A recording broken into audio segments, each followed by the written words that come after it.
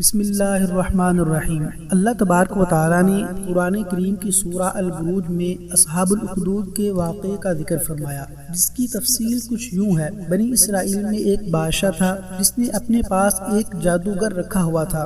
جب جادوگر بوڑھا ہو گیا تو اس نے بادشاہ سے کہا کہ مجھے ایک سمجھدار لڑکا دیجیے تاکہ اس کو میں اپنا یہ جادو سکھا سکوں اور میرے بعد وہ تیرے کام آئے گا۔ بادشاہ نے ایک لڑکا مقرر کر دیا جو اس سے جادو سیکھنے لگا۔ اس لڑکے کے گھر اور جادوگر کے درمیان کے راستے میں ایک عبادت گاہ تھی جس میں ایک راہب اللہ تعالیٰ کی عبادت کرتا اور لوگوں کو دین سکھایا کرتا تھا۔ لڑکا اس کے پاس جا کر دین کا علم سیکھنے لگا اور اسے وہ اچھا لگا۔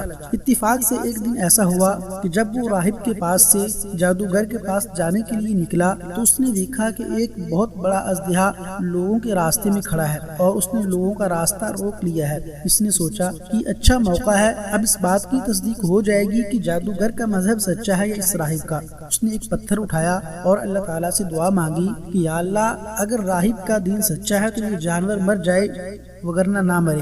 یہ کہہ کر اس نے پتھر مارا تو اژدہا فوراً مر گیا۔ لوگوں نے یہ دیکھ کر لڑکے کے علم کا اعتراف کیا اور ایک اندھا شخص اس کے پاس آیا۔ اس نے کہا کہ اگر تم مجھے اپنے علم کی بدولت صحیح کر دے تو میں اپنی ساری دولت تجھے دے دوں گا۔ لڑکے نے کہا کہ مجھے تمہارے انعام سے کوئی واسطہ نہیں، بلکہ یہ سب اللہ کی طرف سے ہے۔ ہاں، اگر تمہاری بینائی لوٹ آئی تو کیا تم اللہ تعالیٰ پر ایمان لے آؤ گے؟ اس نے کہا ہاں، میں اللہ تعالیٰ پر ایمان لے آؤں گا۔ لڑکے نے اللہ تعالیٰ سے دعا مانگی تو اللہ تعالیٰ نے اس کی بینائی لوٹا دی اور وہ اللہ پر ایمان لے آیا۔ جب بادشاہ کو اس بات کی خبر ہوئی تو اس نے راہب، لڑکے اور جو شخص نابینا تھا اس کو اپنے دربار میں بلوا لیا اور کہا کہ میرے علاوہ بھی تمہارا کوئی رب ہے؟ انہوں نے کہا کہ اللہ ہی سب کا رب ہے۔ بادشاہ نے لڑکے کے علاوہ ان دونوں کو آرے سے چیر کر دو ٹکڑے کروا دیا اور لڑکے کے بارے میں اپنی فوج کے ایک دستے کو حکم دیا کہ اسے پہاڑ کی چوٹی پر لے جا کر اس سے اللہ کا دین چھوڑنے کا پوچھنا۔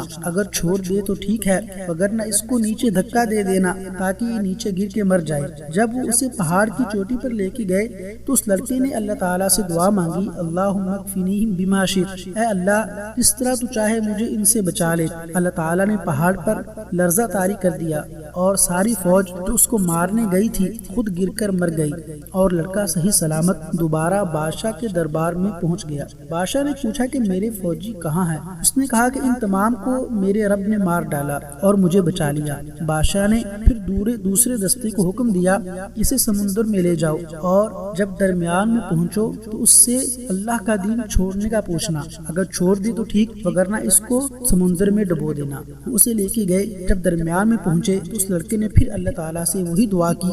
اللہ تعالیٰ نے تمام کو غرق کر دیا اور اس لڑکے کو بچا لیا۔ پھر وہ بادشاہ کے دربار میں پہنچا تو بادشاہ نے پوچھا کہ میرے فوجی کہاں ہے؟ تو اس نے پھر وہی جواب دیا اور کہا کہ اگر تو مجھے مارنا چاہتا ہے تو اس کا طریقہ یہ ہے کہ ایک بہت بڑے میدان میں تمام رعایا کو جمع کرو اور میرے کچھ میں سے ایک تیر نکال کر میری کمان میں لگا کے یہ کلمات پڑھو، بسم اللہ رب الغلام، اللہ کے نام کے ساتھ میں تیر چلاتا ہوں جو اس لڑکی کا رب ہے۔ یہ پڑھ کر مجھ پر تیر پھینکو، پھر میں مر جاؤں گا۔ بادشاہ نے ایسا ہی کیا اور لڑکا مر گیا۔ تو ساری قوم جو یہ منظر دیکھ رہی تھی وہ فوراً اللہ پر ایمان لے آئی اور اس کی بندگی کا اقرار کر لیا۔ بادشاہ یہ دیکھ کر بہت پریشان ہوا اور اس نے اپنے فوجیوں کو خندقیں کھودنے اور ان میں لکڑیوں کے ذریعے آگ جلانے کا حکم دیا اور تمام کو اس کے گرد اکٹھا کر کے ہر ایک سے اس کے دین کے بارے میں پوچھا جاتا۔ تو جو شخص توحید کا اقرار کرتا اسے زندہ آگ میں پھینک دیا جاتا۔